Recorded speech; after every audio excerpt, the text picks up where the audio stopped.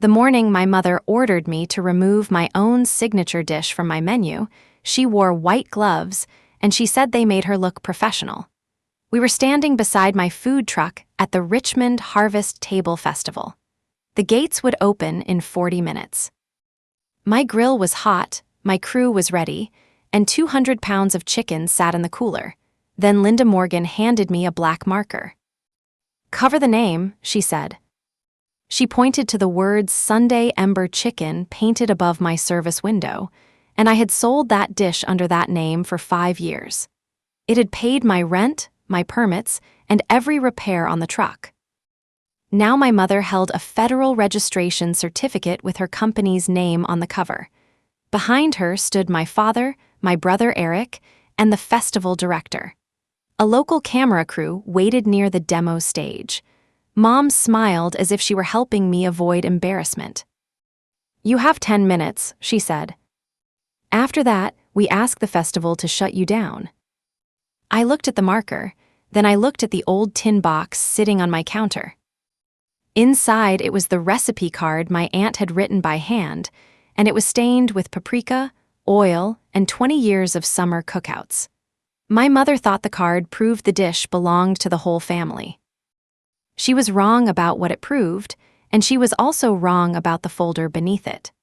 That folder held the original photograph she had altered, the sales records she said did not exist, and a message from Eric that changed the entire story.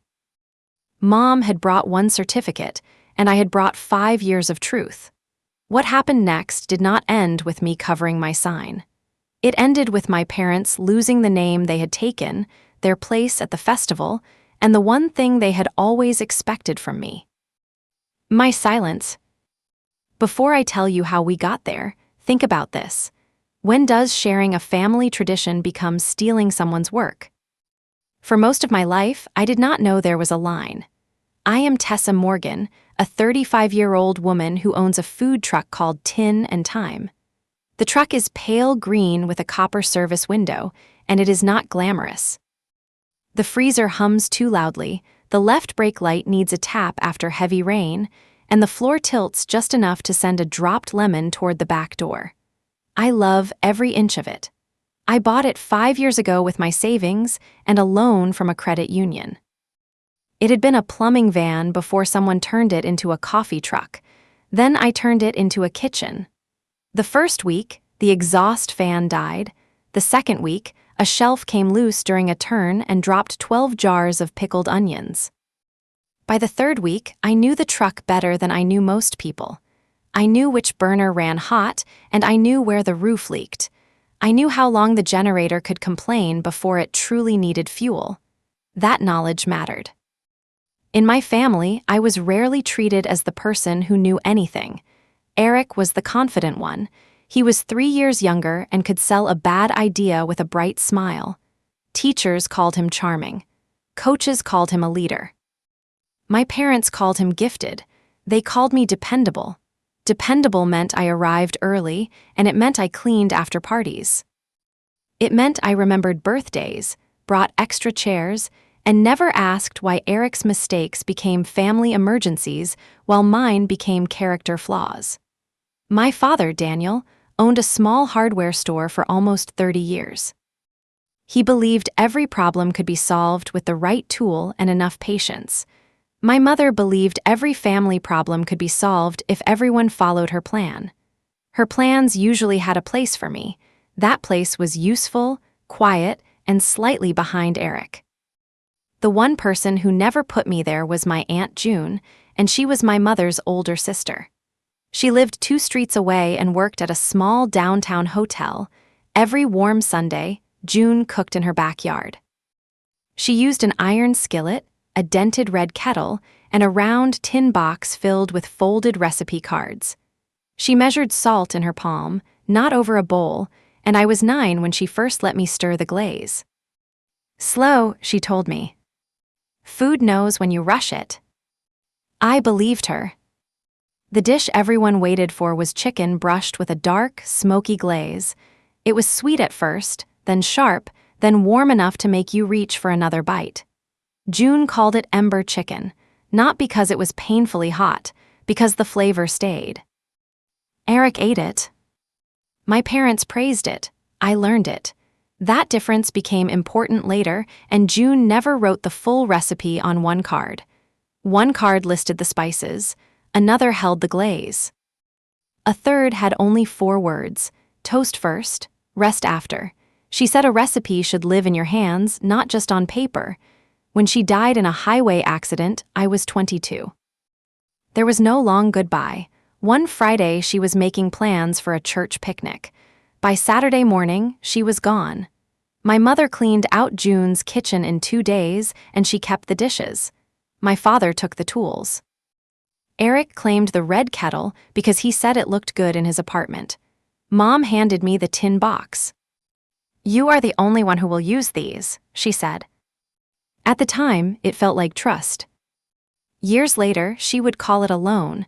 That was how my mother worked. A gift remained a gift until it became valuable.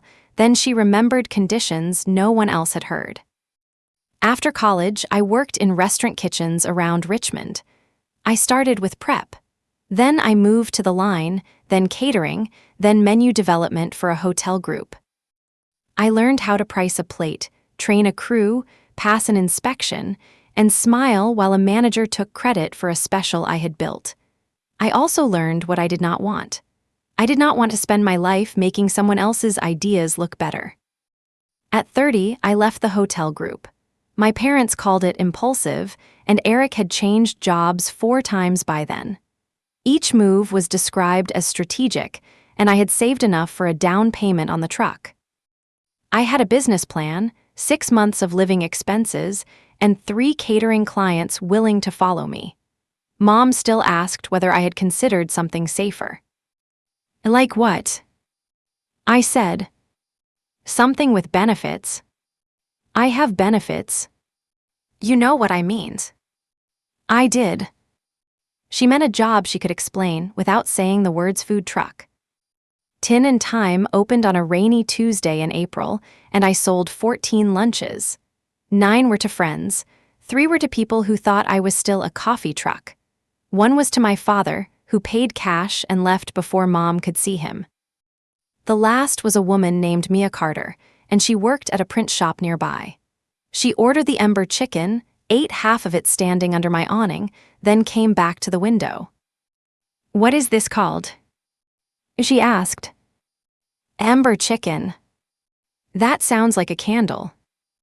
She was right. I added the word Sunday because that was when June made it. Then Mia helped me letter the new name on a paper menu. Sunday Ember Chicken was the first full name I used in business, and Mia photographed the plate on my truck counter. The green paint showed behind it, so did the edge of June's tin box. She posted the picture and tagged my truck. By dinner, 20 people had shared it. By the next week, customers were asking for the Sunday dish even on Thursdays. The name stuck. So did Mia. She became my first employee 8 months later and my business partner 2 years after that. She handled events, scheduling, and the parts of social media that made me want to throw my phone into the fryer. I handled food, vendors, and money. We were good together. The recipe changed as the business grew, and I adjusted the glaze so it held during service, and I changed the spice ratio for larger batches. I added a vinegar finish and a smoked salt June had never used. The heart of it was hers, the commercial version was mine. I never confused those 2 truths. My family did. At first, they treated the truck like a hobby, and Mom referred to it as my little kitchen, and Eric called it the snack van. At family dinners, he liked to ask whether I had served any celebrities. If I said no, he acted disappointed on my behalf. Then a local newspaper included Tin and Time in a summer food guide. We were listed between a bakery and a barbecue place with a 6-month waiting list. The article called Sunday Ember Chicken one of the city's best mobile meals. Mom framed the article. She cut off the part with my name. At Thanksgiving, she placed the clipping beside the dessert table and told guests the dish came from our family. That was true. Then she said Eric had always encouraged me to sell it. That was not.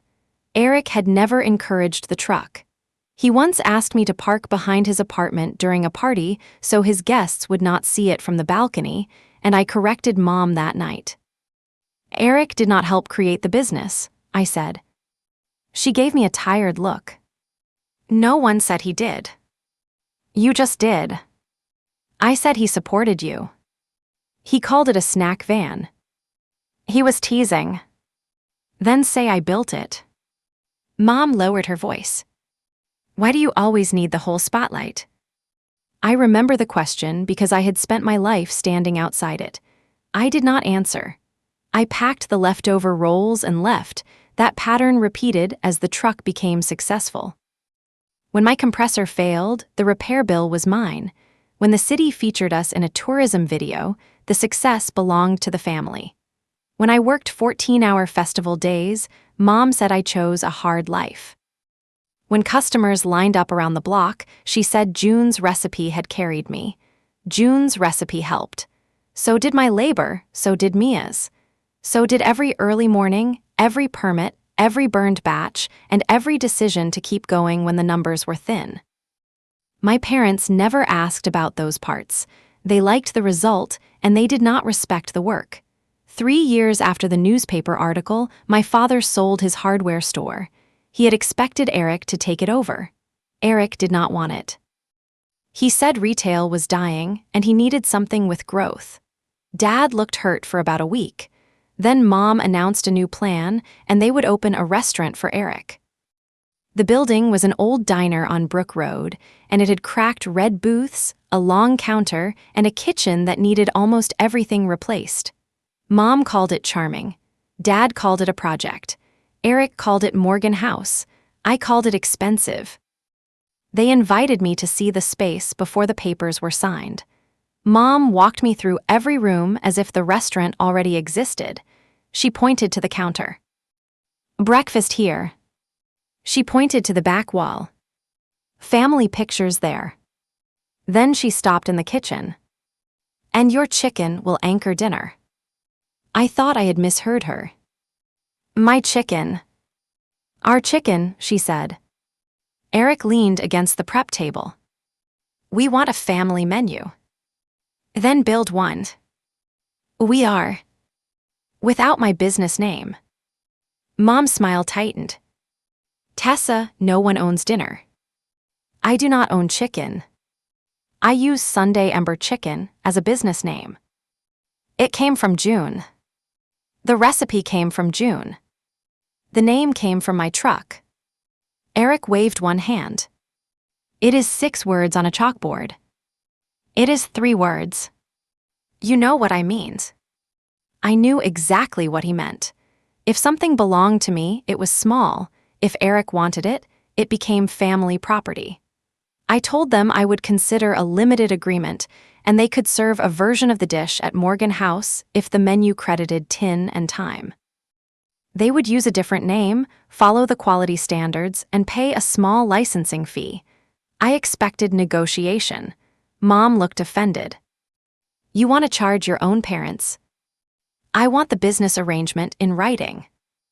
June would be ashamed. That landed hard. Mom knew it would. June had taught me to cook. She had also taught me not to let people reach into my bowl before I was finished. I took a breath. Do not use her to pressure me. Eric laughed once. You are acting like a corporation. I am acting like a business owner.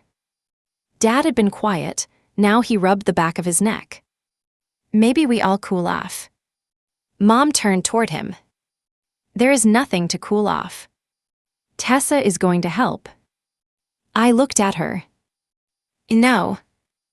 I am not. It was the first clean no I had ever given my family. The room changed, not loudly. That would have been easier. Mom simply stared at me as if I had spoken in a language she did not recognize. Then she picked up her purse. We will discuss it when you are less emotional. I left before she could turn my answer into a phase. For the next month, no one mentioned the recipe, and I mistook silence for acceptance. It was planning. Morgan House opened in early spring. My parents invited nearly everyone they knew, and they did not invite me. I learned the opening date from a customer named Grace, who came to the truck holding a folded menu. "Is this your new place?" she asked. The menu had Morgan House printed across the top. Halfway down the page was Sunday Ember Chicken. The description copied mine almost word for word.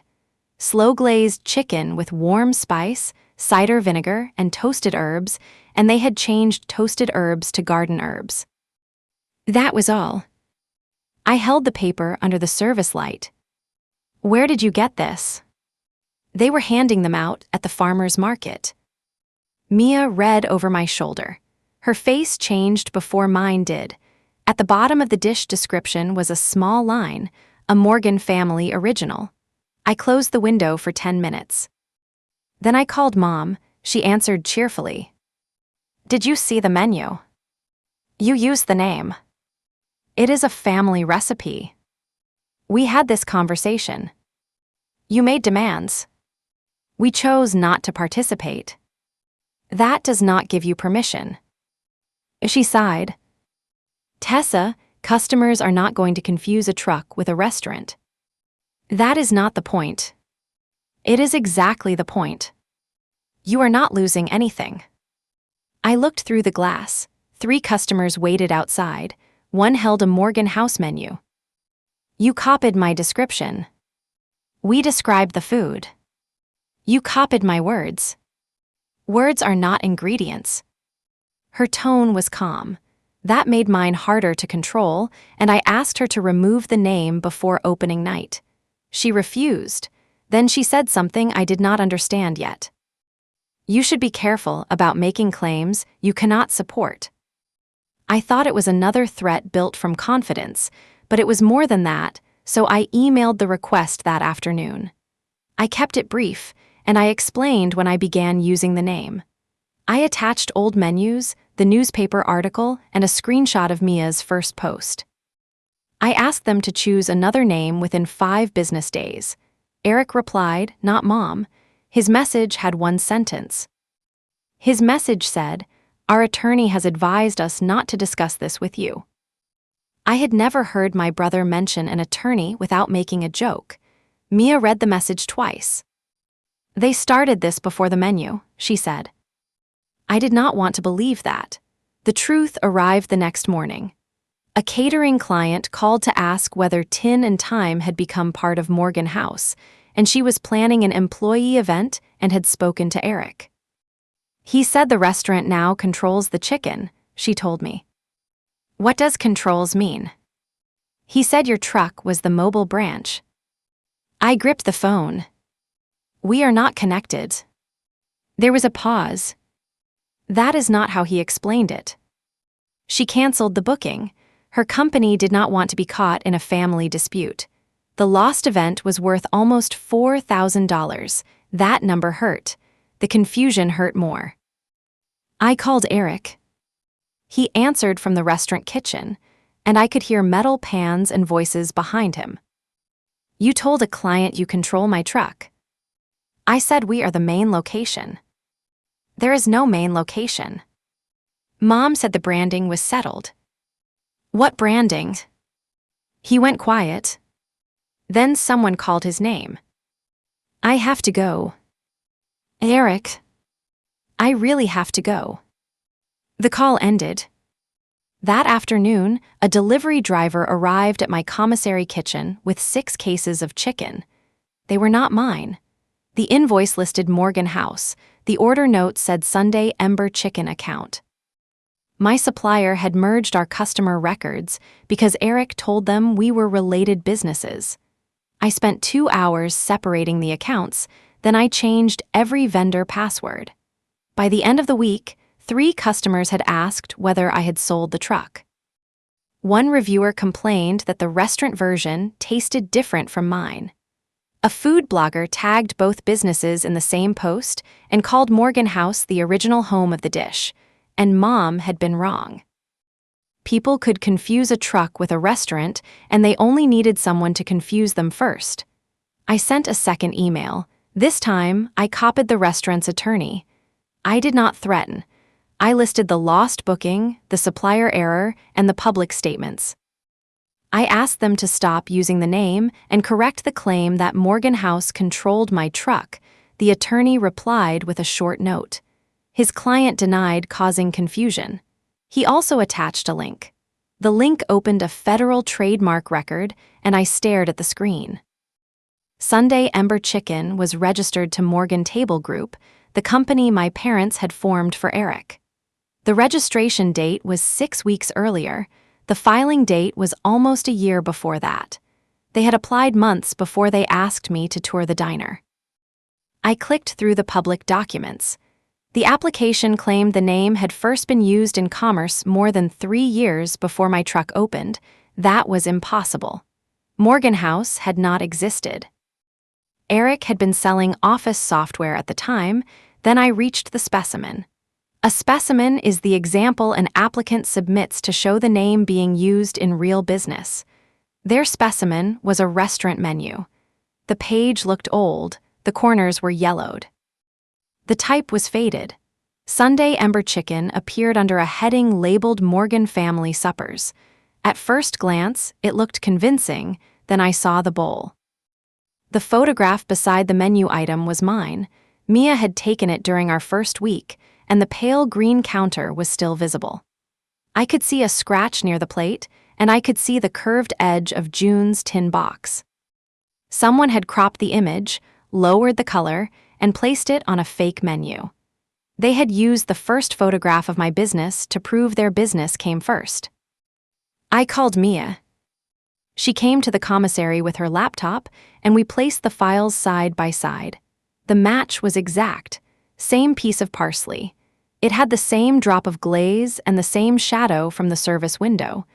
Mia still had the original file.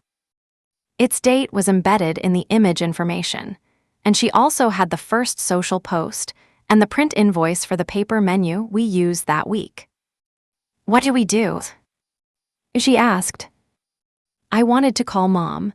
I wanted to ask how she could sign her name under a lie that obvious. Instead, I searched for a trademark attorney. That choice saved me from making the conflict worse.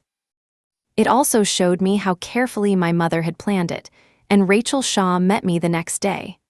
Her office was above a bookstore, and she had a habit of reading documents with one eyebrow raised. She studied the registration record, then she studied my original photograph.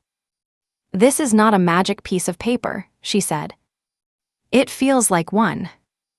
It gives them advantages. It does not erase earlier use." I told her about my menus, permits, invoices, press, and sales records.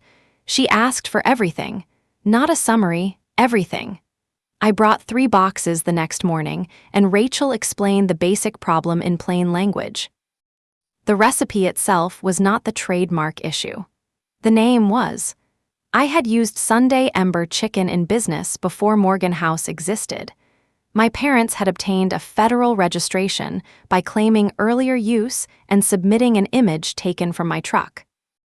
That did not mean I would win overnight, and it meant I had a serious challenge, and Rachel prepared a response to their attorney. She also began the formal process to cancel the registration. "We need to be precise," she told me. "Can we say the menu is fake? We can say the photograph came from your business. We can show when it was created. We can show the restaurant was not open on the date they claimed. And the rest. We prove the rest with records." That sentence steadied me, not anger, records. For 5 years, I had kept every menu version, sales report, permit, vendor invoice, and event contract. I had done it because food businesses live and die by paperwork. My mother had always called me obsessive. Now my habit was the reason her certificate did not frighten me into disappearing, and Rachel sent the response on a Monday. By Tuesday, Mom called. I let it ring. She called again. Then Dad called. I answered him. "Your mother is upset," he said. "She submitted a false photograph. She says it was a misunderstanding."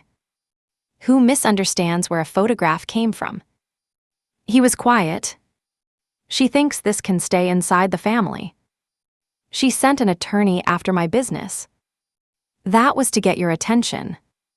She had my attention when she copied the menu. Dad exhaled.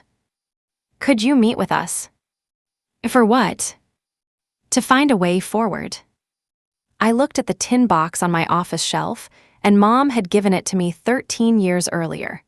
Now she was using its image against me. I will meet once, I said. That was my first mistake. We met at Morgan House after closing, and Mom chose a booth beneath a wall of family photographs, and June appeared in 6 of them. I appeared in 1. The picture was from a cookout when I was 11. I stood beside June holding the red kettle, and Eric was in front of us, smiling at the camera, and Mom had placed the photograph near the entrance. Under it was a brass plaque, 3 generations of Morgan cooking. The restaurant had been open for 7 weeks, and I sat across from my parents and Eric. Rachel had advised me not to discuss legal details without her. I told my family that before we began, and Mom nodded as if I were being dramatic. We are not here to discuss law, she said. We are here to repair trust. You used my photograph in a federal filing. And your lawyer has made her position clear. It is my position. Then speak as my daughter, not as a client. That was the trap, and Mom wanted family language when accountability appeared. She wanted business language when she needed power, and I kept my hands under the table. What are you asking for? Eric slid a folder toward me. The first page was titled Family Brand Agreement. I almost laughed. The agreement said Morgan Table Group would remain the owner of Sunday Ember Chicken. Tin and Time could continue using the name within a limited area around Richmond. I would provide the current spice formula, and I would train the restaurant staff. I would approve a public statement saying the dish had been developed by the Morgan family and launched through Morgan House. In exchange, they would not seek damages for my past use. Past use? They had stolen my photograph to claim a history they did not have. Now they were offering not to punish me for the years before their restaurant existed. I turned the page. They also wanted the tin box. The agreement called it original family source material. I looked at Mom. You want June's cards? They should be displayed here. You gave them to me. I let you hold them. For 13 years. No one expected you to build a separate identity around them. There it was. This was not a misunderstanding or a filing error. A separate identity was the offense. Eric leaned forward. You can still run the truck. How generous. Do not do that. Do what? Make everything sound ugly. I tapped the agreement. I do not have to make this ugly. Dad spoke softly. We put a lot into this place. So did I.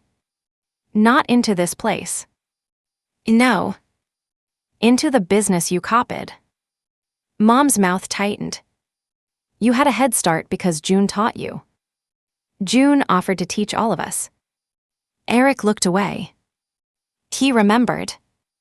June had invited him into the kitchen dozens of times, and he always said he would come later, and Mom pushed the folder closer. Sign this and we stop fighting. You started the fight before I knew there was one. We protected a family asset. You created a business for Eric. We created something lasting. I felt the old pressure settle over the table. Eric's future was an investment. Mine was a phase that had become inconveniently real, and I should have left then. Instead, I tried to explain, and I told them what the name meant to customers. I explained how confusion had already cost me a catering job. I described the supplier error and the false claim that my truck was their mobile branch, and Mom listened without interrupting. For one hopeful minute, I thought she understood. Then she said, that is exactly why the brand needs one owner. And that owner should be Eric. The restaurant has permanence. My truck has been open 5 years. A truck can drive away. The words were simple. The meaning was not, and she did not see my business as something I had built. She saw it as a temporary container for a family asset until Eric was ready to receive it. I stood. I am not signing. Dad looked at the unsigned pages. Tessa, please. No. Mom's voice sharpened.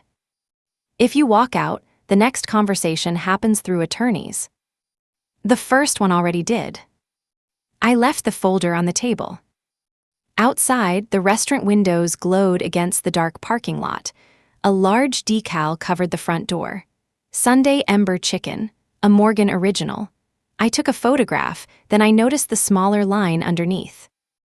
Home of the original recipe. The next morning, Mom posted a picture taken before our meeting.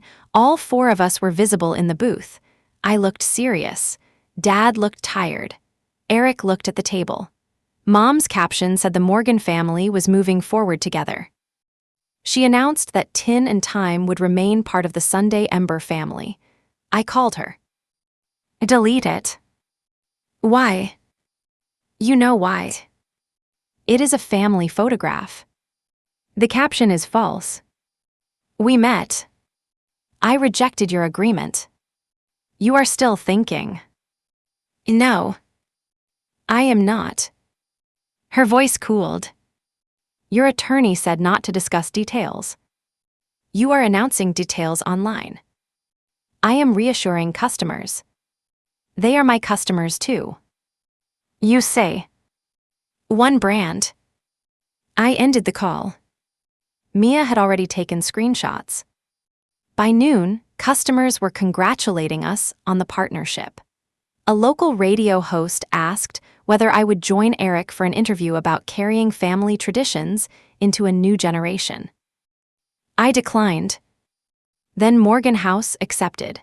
Eric went alone. He told the host that Sunday Ember Chicken had been served at Morgan family gatherings for decades. That part was true. Then he said the restaurant was the first official home of the recipe. That part was designed to sound true, and he never mentioned my truck. When the host asked about me, Eric said I was handling mobile events. I listened from the truck office. Mia stood beside me. He sounds nervous, she said. He should. The interview gave Rachel another piece of evidence, and it also gave my mother what she wanted: a public story. Facts move slowly. A good family myth moves fast. Within days, Morgan House appeared above Tin and Time in online searches for the dish. Their new website used the registered symbol beside the name. A banner said "From our family table to yours." My truck was not mentioned. Then, the Richmond Harvest Table Festival announced its fall vendors. Tin and Time had attended for 4 years, and it was our biggest weekend. The festival included cooking demonstrations, local press, and a restaurant competition. A strong weekend could carry us through the slow winter, and we were accepted in June.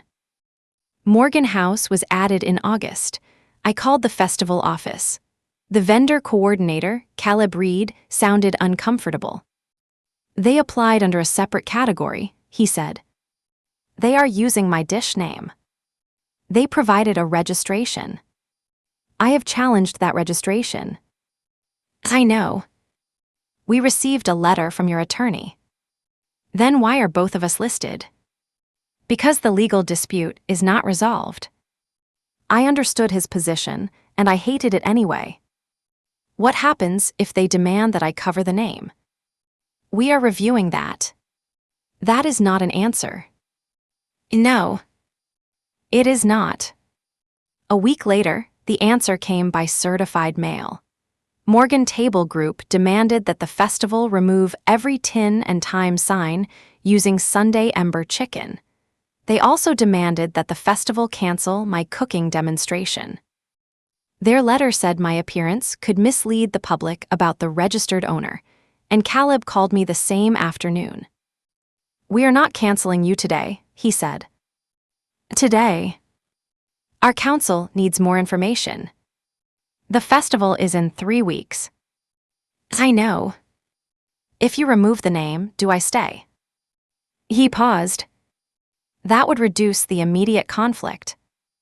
There are sentences that sound reasonable until you place them beside the truth. Covering the name would reduce conflict, and it would also reward the person who created it. I told Caleb I would send a full timeline, then I hung up and cried in the truck. Not for long. Lunch service started in 11 minutes, and I washed my face, tied my apron, and opened the window. The first customer ordered Sunday Ember chicken, and I heard the name and nearly broke. That was the practical cruelty of what my mother had done. She had turned every ordinary sale into a question. Would this be the last week I could say it? Would a festival choose a certificate over the woman who had built the name in front of them? Would my own mother really let my business shrink so Eric's could look older? The answer arrived that night. Yes, she would. Dad came to my apartment without calling, and he stood in the hallway holding the family brand agreement, and Mom had added a new page. If I signed before the festival, Morgan House would allow me to use the name without a local limit. I would still provide the formula and the tin box, and I would still approve the public statement. But they would waive the training requirement, and Dad presented that as a compromise. I did not invite him inside. Did you know about the photograph? I asked. What photograph? The one in the trademark filing. He looked confused. I showed him the original on my phone, then I showed him their altered menu. His face changed. Linda handled the application. That is not what I asked. I knew they used an old food picture. It was mine. I did not know that. Did you know Morgan House claimed to sell the dish years before it opened? He stared at the floor. I did not read every page. You signed the company papers. Your mother said the lawyer handled it. Did the lawyer create the false menu? I do not know. Then ask. Dad held out the agreement again. Sign this while we sort that out. That was when I understood his role. He did not need to know every lie, he only needed me to absorb their cost, so I folded the agreement and handed it back. No. Tessa, the restaurant loan is tied to the house. That has nothing to do with my name. If the opening year goes badly, your mother and I could lose a lot. You chose that risk. We chose it for your brother. I know. He flinched. I had never said the favoritism that plainly, and Dad lowered his voice. Do you want us to fail? No. I want you to stop using me as the solution. We are asking for one dish. You are asking for my business history. He looked older in the hallway light. For a moment, I wanted to rescue him. Then I remembered the canceled catering contract and the reflex that had guided half my life. I remembered the false menu, and I remembered Mom saying a truck could drive away. I am not signing, I said. Dad left with the agreement. The next morning, their attorney sent the formal demand to me. I had 10 days to remove the name from every menu, sign, social page, and event listing. The deadline was the first day of the festival. Rachel read the demand twice, then she placed it beside the photograph. They are counting on the deadline, she said. Can they shut me down? They can make threats. They can ask the festival to act. A court decides infringement, not a letter. That still leaves the festival. Yes. She did not soften it. Private events can protect themselves. Caleb did not have to decide who would ultimately win the trademark dispute. He only had to decide whether my presence created too much risk.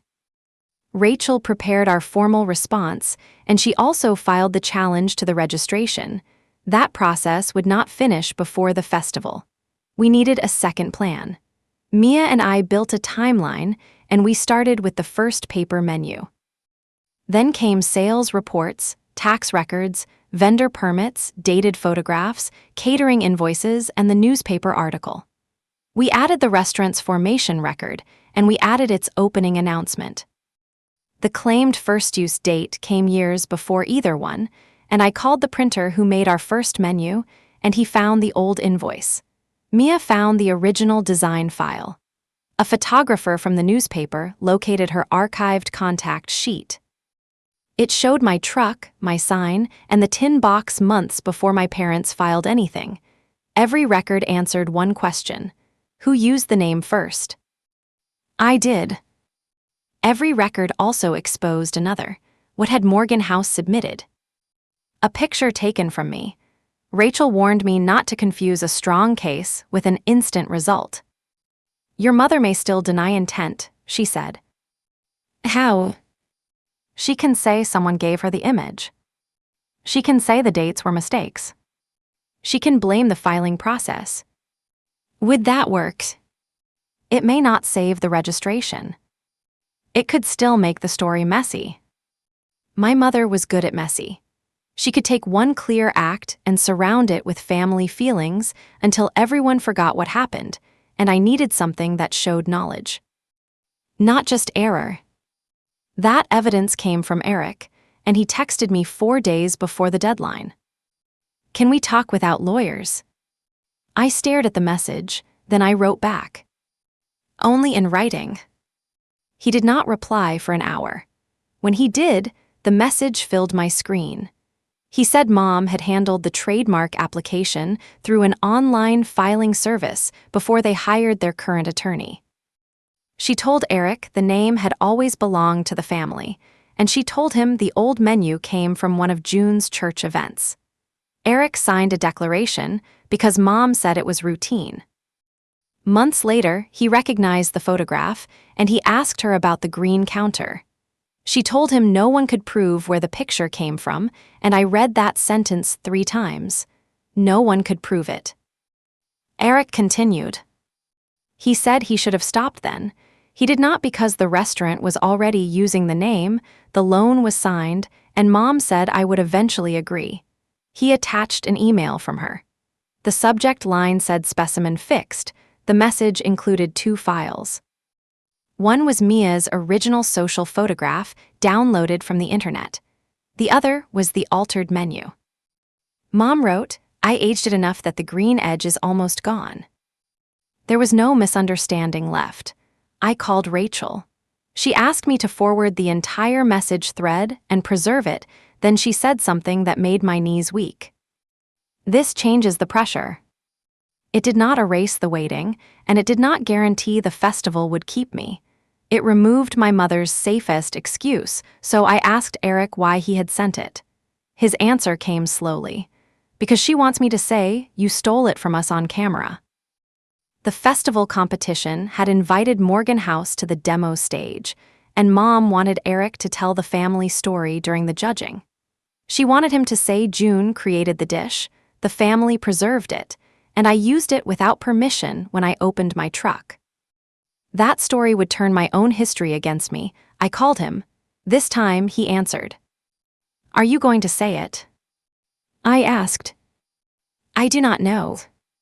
You know whether it is true. That is not the same thing. It should be.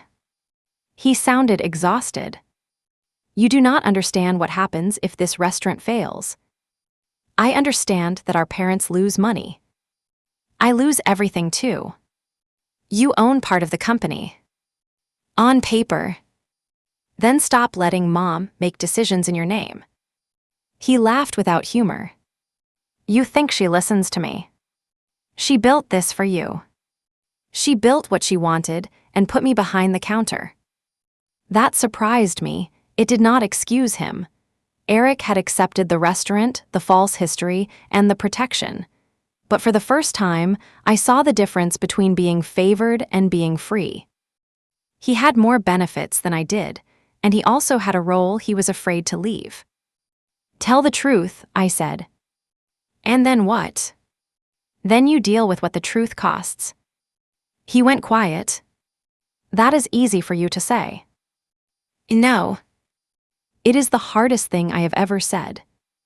The next day, Caleb asked us to attend a pre-opening meeting at the festival. Both vendors would present their positions.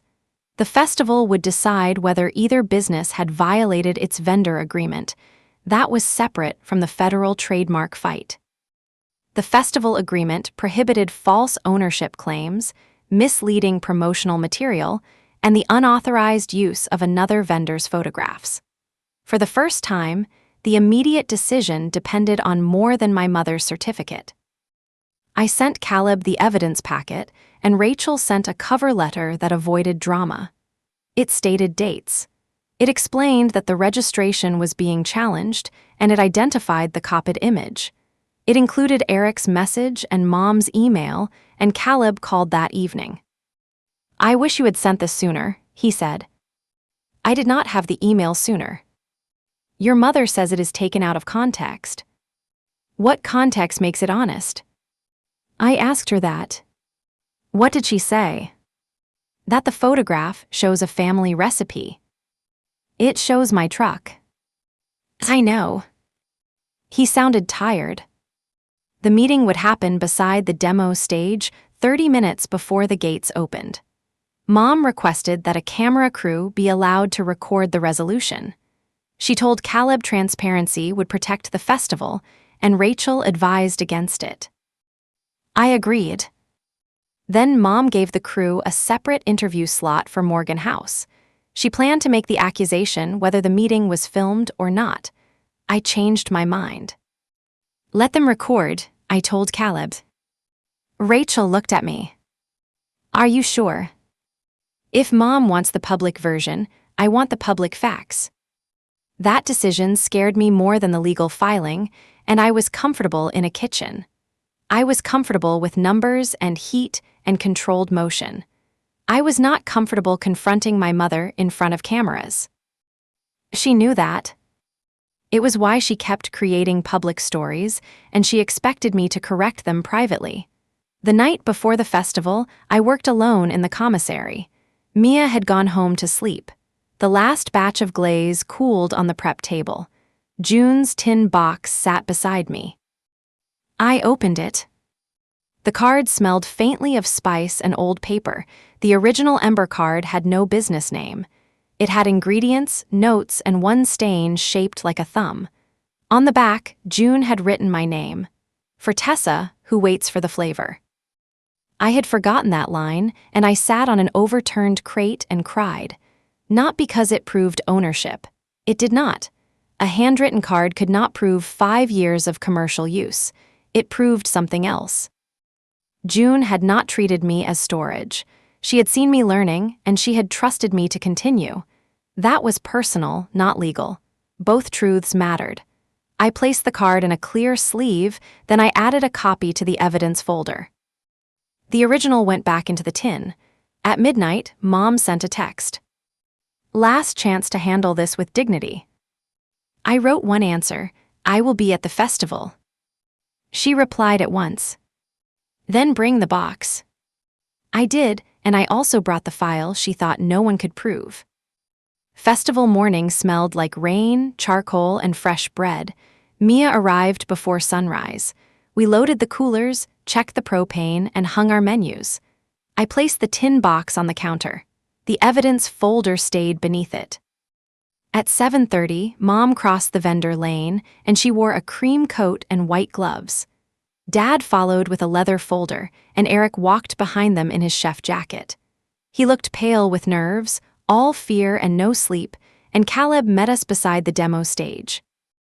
The camera crew stood a few feet away, and Rachel joined by video on my tablet, and she would listen, but she had made one rule clear. The decision had to come from me, and Caleb began with the festival agreement. He said the event was not deciding the federal trademark case. It was deciding whether either vendor had used false claims or unauthorized material in its festival application. Mom raised the registration certificate. "Our ownership is not a claim," she said. "It is a federal fact." Caleb nodded. "The registration is one fact. It is the only one that matters." No, I said. It is the reason we are here. Mom turned to me. She held out a black marker. Cover the name. The camera moved closer. You have 10 minutes, she said. After that, we ask the festival to shut you down. That was the moment I had imagined for 3 weeks. In every version, I had a perfect speech. In real life, my mouth went dry. I looked at Mia. She gave one small nod, then I placed my hand on the tin. I am not covering it. Mom smiled toward the camera. Tessa has always struggled to separate family history from personal ambition. There it was. Her version. I opened the folder. I began selling Sunday Ember chicken 5 years before Morgan House opened.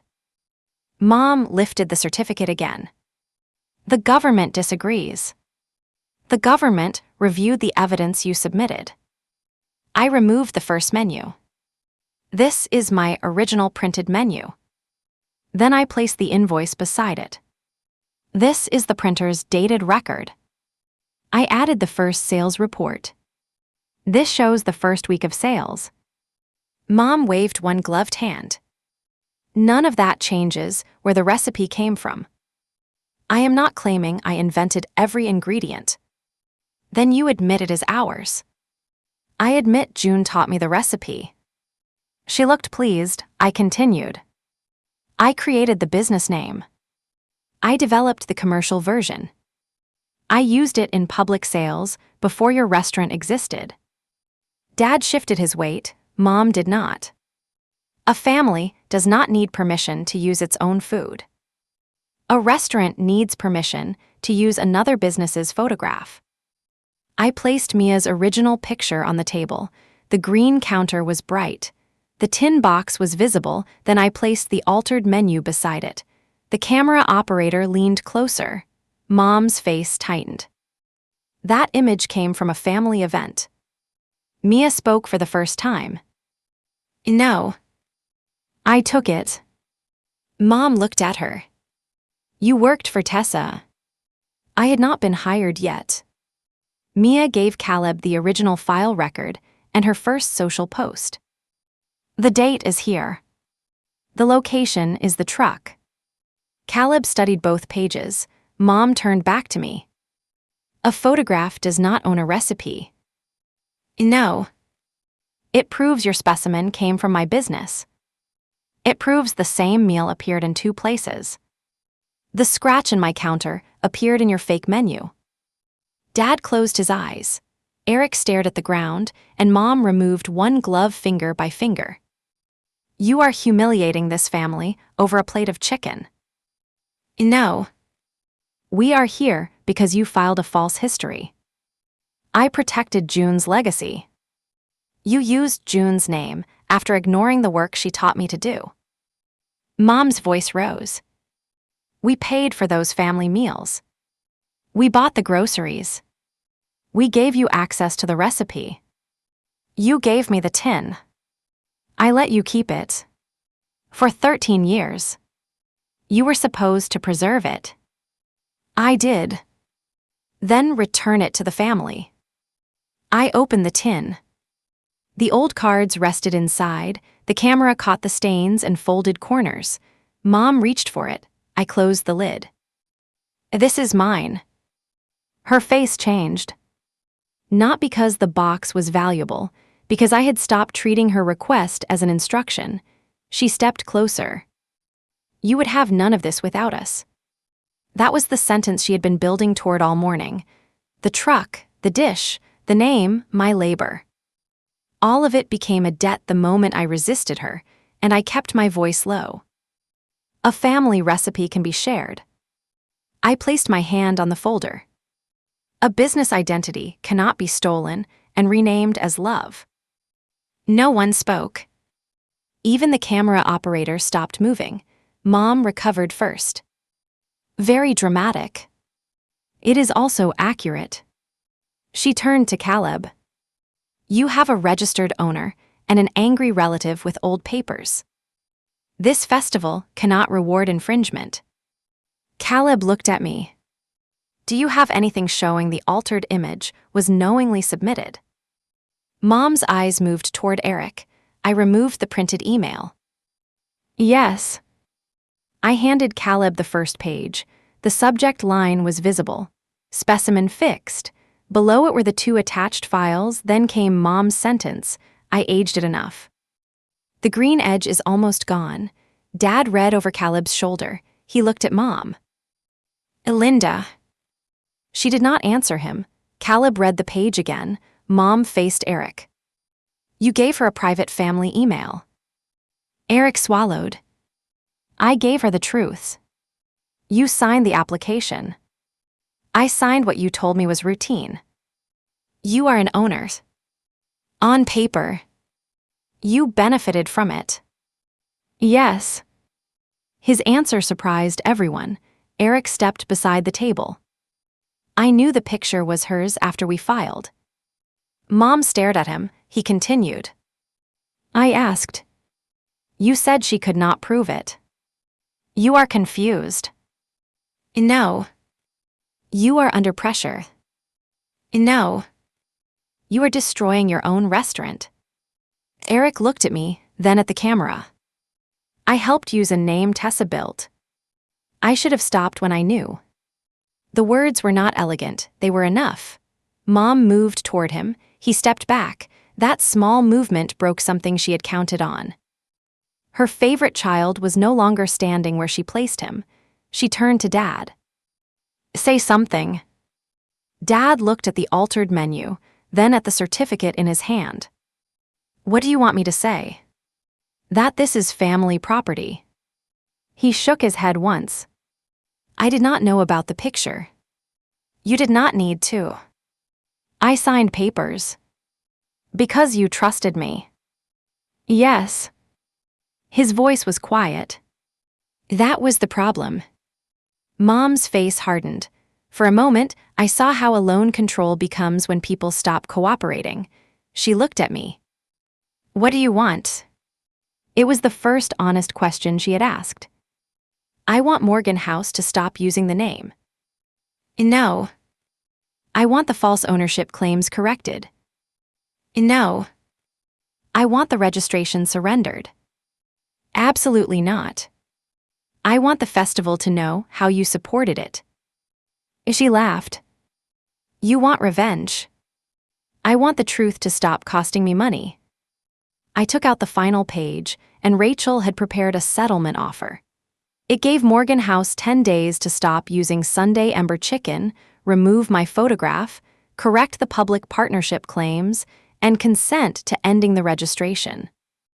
They would reimburse part of my legal fees.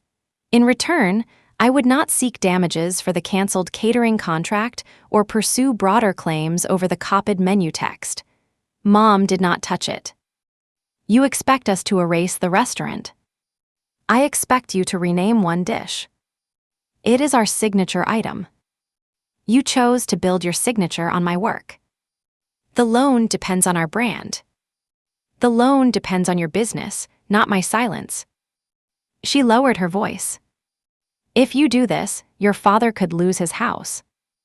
Dad looked at her. You said the house was protected. Mom ignored him. She kept her eyes on me. This is what she does, she told the camera. She punishes people who helped her. I felt the old reflex rise. Explain, soften, rescue Dad. My old instinct was to make the whole room comfortable, but then I saw the marker she had brought because she expected my hand to obey. I picked it up. Mom smiled. I uncapped it. Then I drew one line through the signature space on their family brand agreement. I will not sign away what I built. I set the marker down. That was my irreversible action, not a speech, not a threat, a refusal in ink. Then I opened my tablet. Rachel appeared on the screen. The challenge has been filed, I said. The evidence packet is now public in the case record. I also sent the timeline to every customer and vendor who received your claims. Mom went still. You published family business. You made it business when you filed it. Caleb cleared his throat, and he had finished reading Eric's message. The festival has made its decision. Mom turned toward him. Morgan House submitted promotional material containing another vendor's photograph. It also certified a business history that the records do not support. Our federal registration is active. This is not a federal ruling. He spoke carefully. It is an event contract decision. Caleb handed the certificate back. Morgan House is removed from this year's festival. Dad's shoulders dropped. Eric closed his eyes. Mom did not move. Caleb continued. Tin and Time remains approved. The disputed registration will be noted, but the festival will not require Tessa to cover the name. The camera swung toward my truck. The words Sunday Ember Chicken remained above the window, visible, uncovered. Mom looked at me as if I had taken something from her. You chose strangers over your family. I shook my head. No. I chose the people who did not ask me to disappear for them. She picked up the marker. For 1 second, I thought she might mark the sign herself, but Mia stepped between her and the truck before Caleb called security. Mom dropped the marker onto the table. You will regret this. I already regret how long I tried to make you understand. Security did not drag anyone away. There was no shouting crowd. Dad gathered the folders, and Eric removed the Morgan House badge from his jacket. Mom walked down the vendor lane in her white gloves while the camera recorded every step. At 8, the gates opened. My first customer was Grace, the woman who had brought me the copied menu months earlier. She looked at the sign. Still yours? She asked. Yes. She smiled. Good. Then she ordered Sunday Ember Chicken, and I served it in a paper tray with pickled onions. My hands shook as I passed it through the window. The next customer used the name, so did the next. Each time, it sounded less like a question. By noon, the line reached the coffee tent. I did not feel victorious. I felt returned to myself. The legal fight did not end that morning. Real consequences rarely arrive in one clean scene, but the balance had changed. Morgan House could no longer point to the festival as proof of its story. The camera footage showed the altered photograph beside Mia's original. It also showed Eric admitting what he knew. 3 days later, the restaurant removed the dish from its menu. Mom called it temporary. 2 months later, it became permanent. Their attorney withdrew from the dispute after reviewing the email and the claimed first-use date. A new attorney helped them negotiate. Morgan Table Group agreed to surrender the registration, and it removed my photograph, corrected the partnership claim, and paid part of my legal fees. I withdrew the remaining business claims, and I did not ask them to close the restaurant. Eric renamed it Broad Street Supper and rebuilt the menu around food he could honestly call his own. For once, he had to create without taking the finished part from me. He apologized on the restaurant page. The post was plain. It said Tin and Time had developed and used Sunday Ember Chicken before Morgan House. It said the businesses were separate, and it did not blame a filing service or a misunderstanding. I believed the apology because it cost him something. We are not close now, and we speak sometimes. That is more honest than pretending one confession repaired 30 years. Dad wrote me a letter, and he admitted that he had avoided details because details would have required him to challenge Mom. He said silence had felt neutral while I was the one paying for it.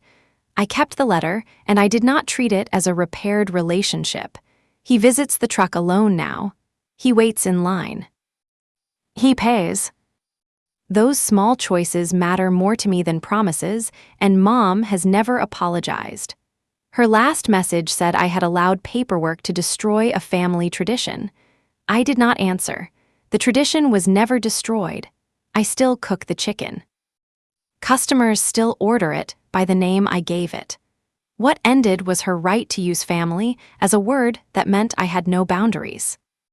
The following year, my own federal registration was approved. I did not frame the certificate. I placed it in the office file where business records belong. The tin box stayed on the truck. On the anniversary of our first sale, I wrote a new card.